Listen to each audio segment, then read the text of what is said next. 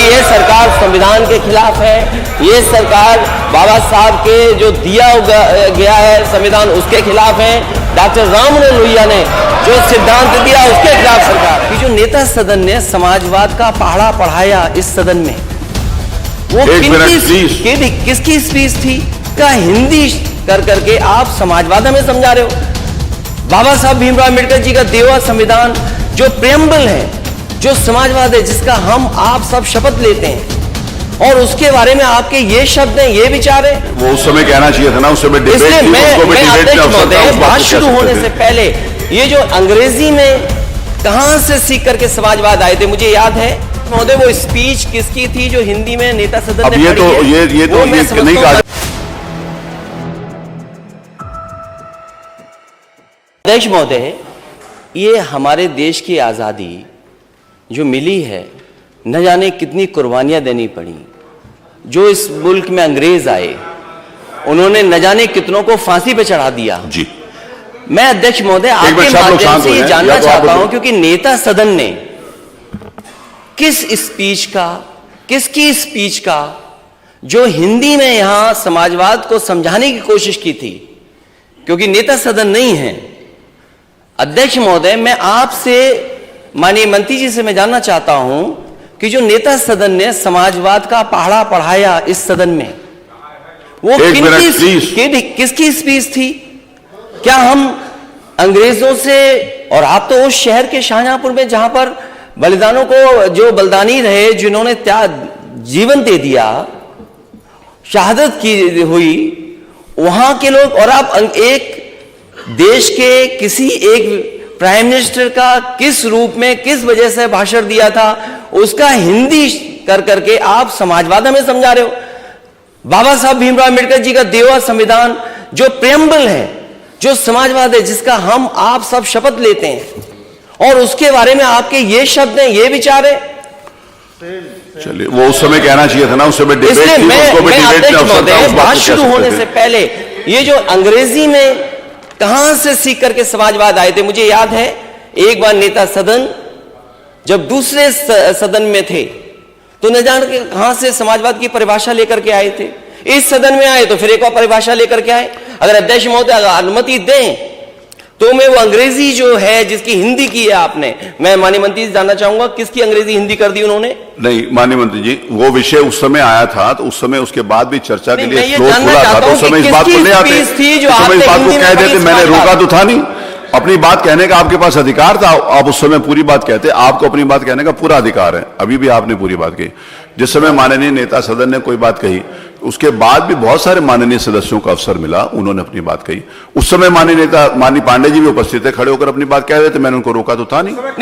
महोदय, वो स्पीच किसकी थी जो हिंदी में नेता सदन ने ये नहीं कहा जा सकता। मंत्री जी क्लियर कर देंगे। माननीय अध्यक्ष जी, माननीय संस्कृति, आज नेता सदन नहीं है मान्यवर। जो माननीय नेता प्रतिपक्ष ने जानना चाहा है मान्यवर, जो संविधान 26 जनवरी 1949 को आत्मार्पित किया गया था, उसमें यह शब्द नहीं था। ये 3 जनवरी 1977 को, नहीं पूरी बात आ जाने दीजिए, 3 जनवरी 1977 को एक संविधान संशोधन जोड़ा गया संविधान में, उसमें यह शब्द बाद में आया। ये सही है कि संविधान में यह शब्द दिया हुआ है मान्यवर, और जो कुछ भी माननीय नेता सदन ने कहा है मान्यवर, बहुत सी जगह पर हम अपने अपने विचारों को अलग अलग प्रस्तुत करते हैं मान्यवर। साम्यवाद पर, समाजवाद पर, पूंजीवाद पर हमने समय समय के ऊपर अपने अपने लोगों ने समय समय पर हर तरीके की स्पीचेस दी, अपने विचार व्यक्त किए मान्यवर। संविधान के संबंध में उन्होंने कुछ भी नहीं कहा, संविधान का नाम भी नहीं लिया।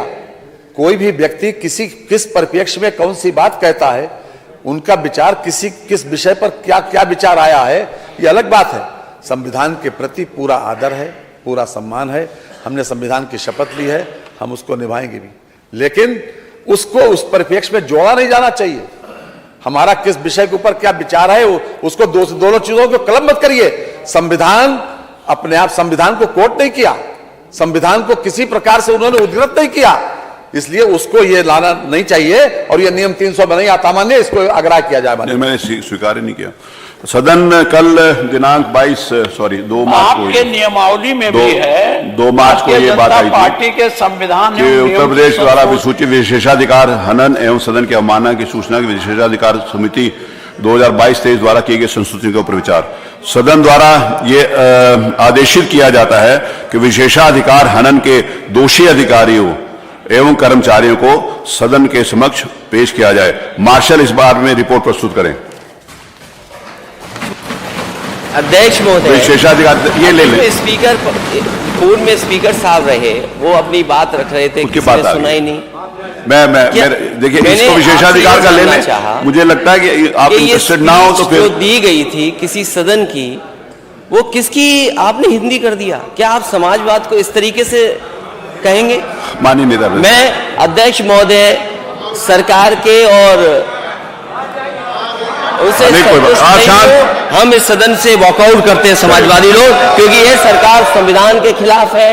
ये सरकार बाबा साहब के जो दिया गया है संविधान, उसके खिलाफ है। डॉक्टर राममनोहर लोहिया ने जो सिद्धांत दिया, उसके खिलाफ सरकार है।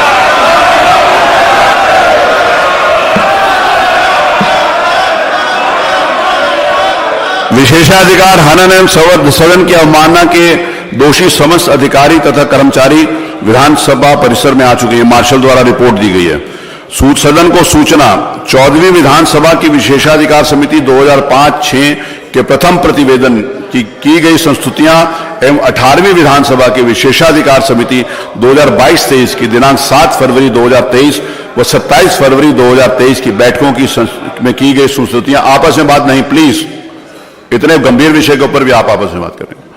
2023 की बैठकों में की गई संस्तुतियों के अनुपालन में 1 श्री अब्दुल समद तत्कालीन क्षेत्राधिकारी बाबूपुरा कानपुर, 2 श्री ऋषिकांत शुक्ला तत्कालीन थानाध्यक्ष कानपुर नगर कानपुर, 3 श्री त्रिलोकी सिंह तत्कालीन उपनिरीक्षक थाना कोतवाली कानपुर नगर, 4 श्री छोटे सिंह यादव तत्कालीन कांस्टेबल थाना किदवई नगर कानपुर, 5 श्री विनोद मिश्रा तत्कालीन कांस्टेबल थाना काकादेव कानपुर, 6 श्री मेहरबान सिंह यादव तत्कालीन कांस्टेबल थानाध्यक्ष कानपुर नगर को आदरणीय सदन के दंड हेतु उपस्थित किया जाएगा।